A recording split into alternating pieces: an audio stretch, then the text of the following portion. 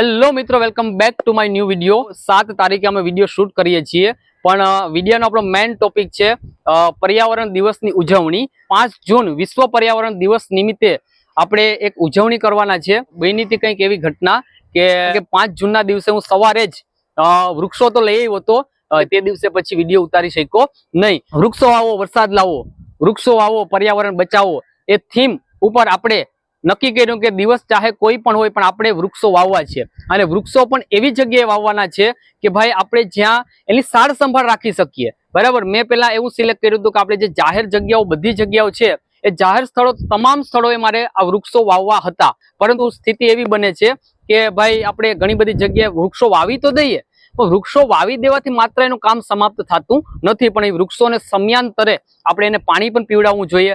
એટલે આપણે હરેક જગ્યાએ તો પાણી પીવડાવવા પહોંચી શકીએ નહીં। તો એના માટે થઈને એક સરસ મજાનું સ્થળ અમે પસંદ કર્યું છે। આ છે અમારા ચોરવાડનું સ્મશાન, જે તમે મારી પાછળ જોઈ શકો છો, વૈકુંઠ ધામ।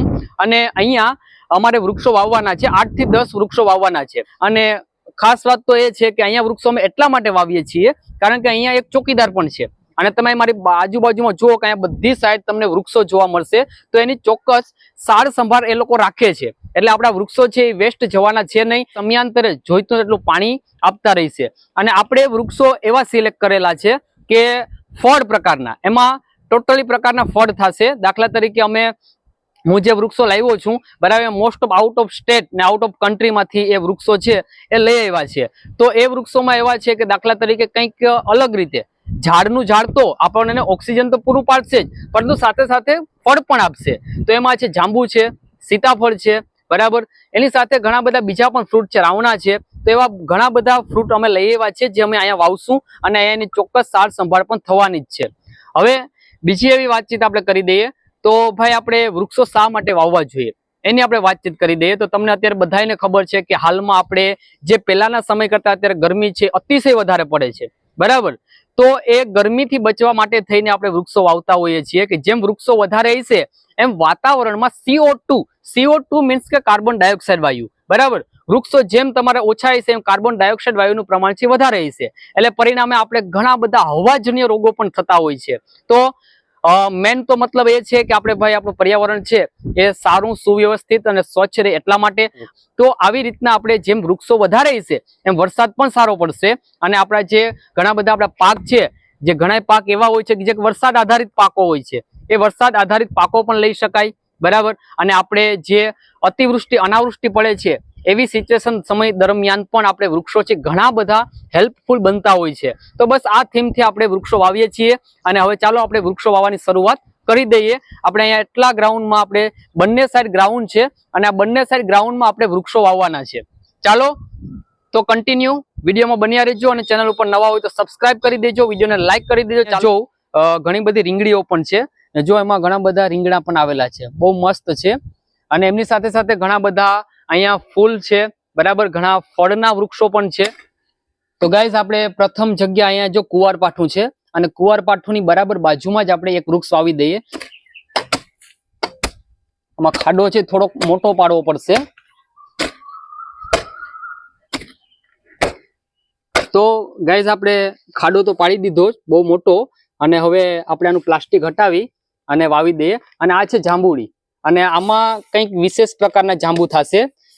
કેવા પ્રકારના થાય તો હું ભૂલી ગયો, ત્યાં નર્સરી વાળાએ મને કીધું હતું કંઈક અલગ જાંબુ થાય।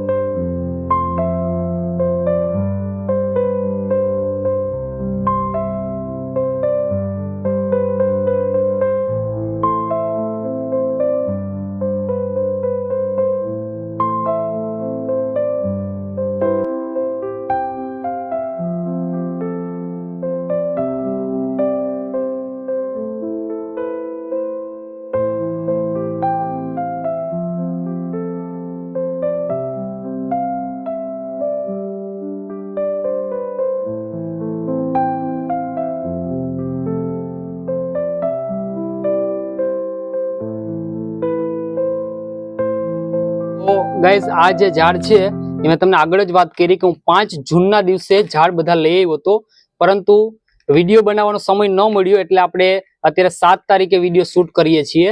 એટલે જો આ એક ઝાડ છે ને એ બળી ગયું છે, બરાબર. તો મેં નર્સરીમાં પણ એની વાતચીત કરી, પણ એને કીધેલું છે કે આ પાછું કોરી જશે. અને આ છે જંગલી આંબળા, જે આપણે ગિરનાર સાઈડ થાય ને એ આંબળાનું ઝાડ છે કે પાછું કોરી જશે, એટલે આપણે વાવી દઈએ છીએ અત્યારે.